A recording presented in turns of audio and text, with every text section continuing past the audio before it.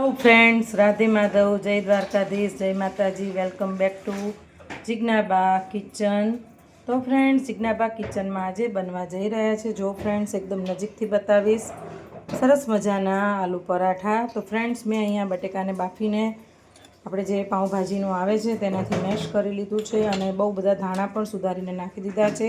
અને હવે આપણે બીજો બધો મસાલો કરી લેશું. તો ફ્રેન્ડ્સ, અહીંયા આપણે આલુ પરાઠાનો મસાલો કમ્પ્લીટ કરી લીધો છે. તો જો ફ્રેન્ડ્સ, હું તમને બતાવી દઉં. આ છે લસણવાળું મરચું, એ નાખીશું. પછી આ છે આમચૂર પાવડર, મીઠું સ્વાદ પ્રમાણે. આ જે કાશ્મીરી ડબ્બી આવે છે મરચાં, તેનો છે પાવડર, તે મેં લઈ લીધો છે. આ એકદમ મોળા આવે, ખાલી કલર એનાથી રેડ કલર સારો દેખાય છે. ધાણા જીરું લીધું છે અને તલ લીધા છે ફ્રેન્ડ્સ.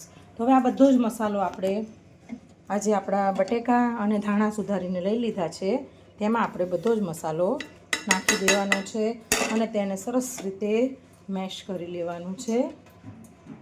તો ફ્રેન્ડ્સ, એકદમ ટેસ્ટી એવો માવો બનીને રેડી થઈ ગયો છે આલુ પરોઠાનો.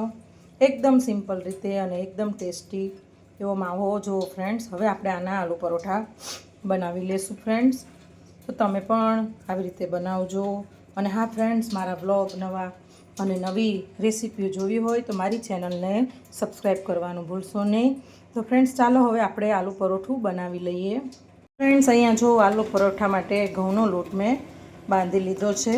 જો ફ્રેન્ડ્સ, એને આવી રીતે આપણે રોટલીનો જે બાંધીએ છીએ તેવી રીતે જ ઢીલો બાંધવાનો, મોણ થોડું અંદર સરખું નાખવાનું.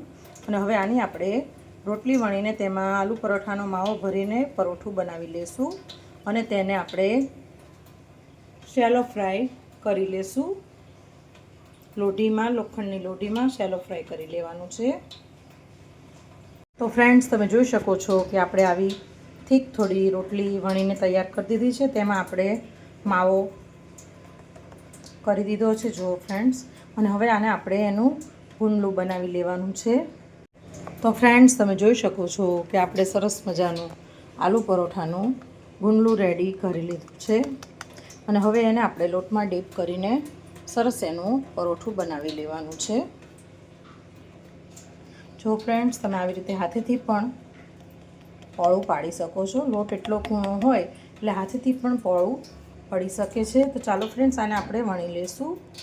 તો ફ્રેન્ડ્સ, આપણું પરોઠું સરસ વણાઈ ગયું છે. હવે તેને આપણે શેકી લેવાનું છે.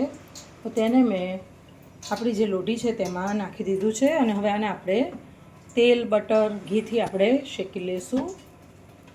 કોઈને તેલ ગમે છે, કોઈને બટર ગમે, કોઈને ઘી ગમે, જેને જે ટેસ્ટ ગમે એમાં આપણે એને શેકીને આપીશું. તો ફ્રેન્ડ્સ, તમે જોઈ શકો છો કે આપણું આલુ પરોઠું સરસ ચડીને તૈયાર થઈ ગયું છે.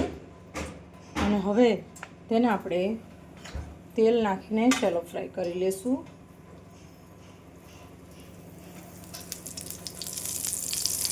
મસ્ત તેલમાં એને શેકી લેશું.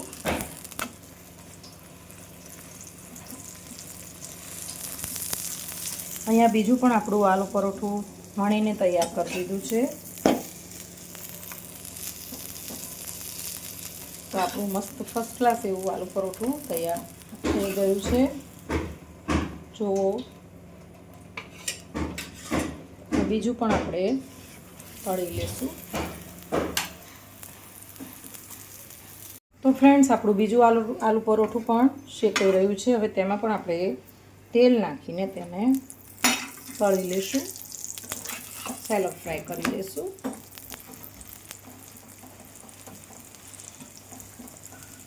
તો ફ્રેન્ડ્સ, તમે પણ આવી રીતે બનાવજો. ખૂબ જ સરસ, એકદમ ઇઝી રીતે આલુ પરોઠા બનીને રેડી થઈ જાય છે. મારા દીકરાને તો મારા હાથના આલુ પરોઠા ખૂબ જ વાલા છે. એને આલુ પરોઠા આપો એટલે એને બીજું કાંઈ જોઈએ નહીં.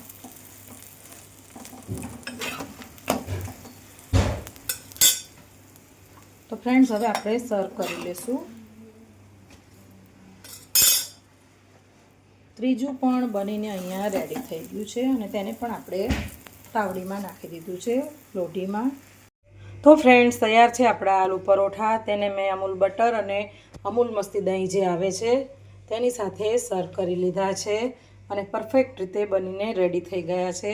તો તમે પણ જરૂરથી ટ્રાય કરજો. અને હા ફ્રેન્ડ્સ, મારી ચેનલને લાઇક, શેર અને સબસ્ક્રાઈબ કરજો. અને મારા ફેસબુક અને મારા ઇન્સ્ટાગ્રામ પેજને પણ લાઇક, શેર અને સબસ્ક્રાઈબ કરજો.